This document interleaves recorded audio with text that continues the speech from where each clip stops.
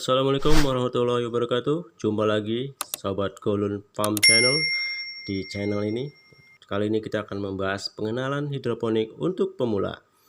Oke, jadi kita sudah beberapa video kemarin sudah kita bahas. Sekarang sudah ke arah teori sedikit ya. Sekarang mulai pengenalan hidroponik untuk pemula. Oke, sekarang apa itu hidroponik?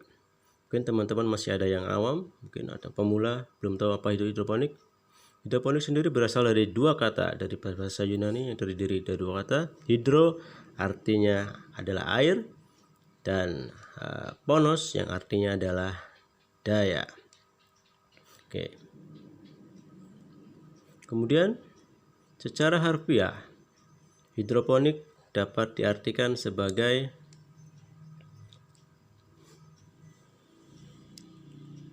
sebuah metode bercocok tanam menggunakan air sebagai media utama pembesaran.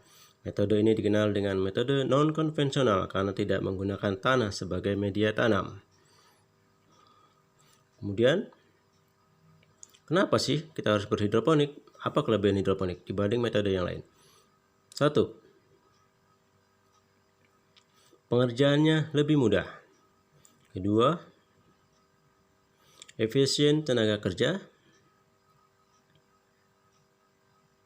3. Tidak memerlukan lahan yang luas. 4. Tidak melakukan proses pengolahan tanah. 5. Hasil panen yang lebih baik. 6. Waktu panen lebih cepat. Itu sementara kelebihan hidroponik.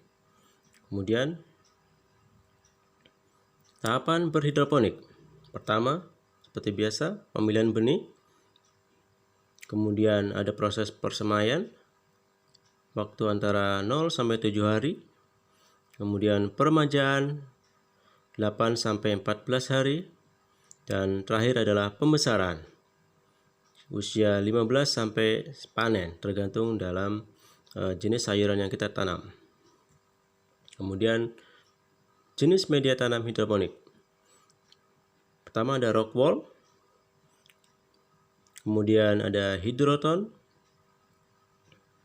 kemudian ada kokopit, kemudian ada arang sekam. Oke, selanjutnya kita akan menjelaskan tentang sistem tanam hidroponik. Yang pertama adalah ada sistem sumbu atau biasa disebut wick system, kemudian sistem rakit apung, kemudian sistem pasang surut, sistem irigasi tetes, nutrient film teknik atau NFT, deep flow teknik atau DFT, dan terakhir sistem aeroponik. Dari beberapa sistem tersebut, terdapat beberapa sistem yang umum digunakan di Indonesia. Pertama, sistem sumbu, kemudian sistem rakit apung, kemudian sistem nutrient film teknik, dan yang terakhir adalah deep flow teknik atau DFT. Nah, dari 4 sistem tersebut akan kita jabarkan di slide selanjutnya. Pertama adalah wick system. Wick system menggunakan sistem kain flanel untuk membantu proses penyerapan air nutrisi ke dalam akar-akar tanaman. Cocok untuk pemula seperti sayuran kangkung, sawi, seledri, dan pokcoy. Kemudian sistem rakit apung. Ini atau biasa disebut dengan floating system. Umumnya digunakan untuk metode tanaman sayur dan umumnya menggunakan sistem styrofoam berlubang sebagai tempat menanam sayur. Kemudian sistem irigasi tetes.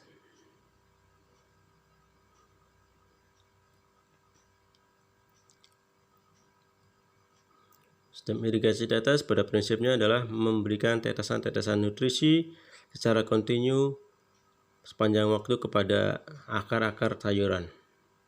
Dan umumnya dilakukan secara otomatis. Kemudian cara kerja sistem nutrient film teknik. yaitu berupa pemberian nutrisi atau aliran nutrisi secara tipis-tipis atau film kepada akar-akar tanaman. Sistem ini diklaim paling optimal pertumbuhannya. Dan yang terakhir adalah sistem kerja Deep Flow Technique atau DFT. Berbeda dengan sistem NFT yang mengalirkan nutrisi secara tipis-tipis, sistem DFT memberikan aliran nutrisi secara cukup tebal, cukup tinggi, sehingga membasahi hampir seperempat dari akar tanaman. Oke, sekarang sobat mau tahu apa sistem mana yang terbaik untuk yang digunakan? Dan untuk pemula mungkin dapat cocok digunakan adalah sistem sumbu. Untuk level perumahan pekarangan mungkin sistem rakit apung atau DFT yang cocok. Kemudian level industri sedang atau kecil mungkin bisa untuk DFT dan NFT. Sedangkan untuk industri besar mungkin yang terbaik adalah NFT dan tetes. Nah, sistem tetes umumnya digunakan untuk budidaya tanaman yang butuh banyak nutrisi seperti tomat, cabai, dan tanaman yang berukuran besar. Nah, sekarang Sobat Golden Farm, pilih sistem apa? Nah, come on, ayo kita berhidroponik. Oke, sementara itu dulu penjelasan kali ini. Terima kasih atas perhatian dan waktunya. Semoga bermanfaat dan selamat berhidroponik. Salam hidro. Wassalamualaikum warahmatullahi wabarakatuh.